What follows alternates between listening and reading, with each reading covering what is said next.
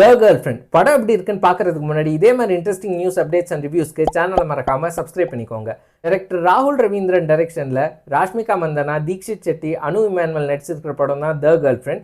இந்த படத்தோட கதை என்னன்னு பார்த்தீங்கன்னா, ராஷ்மிகா மந்தனா அண்ட் தீக்ஷித் செட்டி ஒரு ரிலேஷன்ஷிப்பில் இருக்காங்க. கொஞ்ச நாள் கழித்து இந்த ரிலேஷன்ஷிப் பயங்கர டாக்ஸிக்காக மாறுது. அதுக்கான ரீசன் என்ன, இவங்க அதுக்கப்புறம் இந்த ரிலேஷன்ஷிப்பை எப்படி டீல் பண்ணாங்க, அதுக்கப்புறம் கிளைமேக்ஸ்ல என்ன ஆச்சுன்றது தான் படத்தோட மொத்த கதையே. படத்தோட பாசிட்டிவ்ஸ்ன்னு பார்க்க போனா ராஷ்மிகா மந்தனா அண்ட் தீக்ஷித் செட்டியோட பெர்ஃபார்மன்ஸ்னே சொல்லாங்க. ராஷ்மிகா மந்தனாவை பொறுத்த வரைக்கும் ஆரம்பத்தில் அந்நிய நம்பியா இருந்துட்டு டுவர்ட்ஸ் கிளைமேக்ஸ் அர்ஜுன் ரெட்டியா மாறிடுவாங்க ராஷ்மிகா.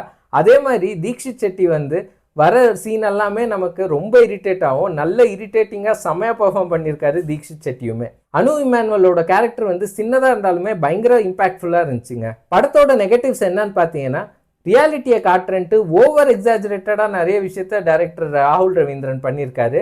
அதை மட்டும் கொஞ்சம் மெலோ டவுன் பண்ணியிருக்கலாமோன்றது என்னோட பர்சனல் ஒப்பீனியன். ஓவராலாக இது ஒன் டைம் வாட்சபிள் மூவி.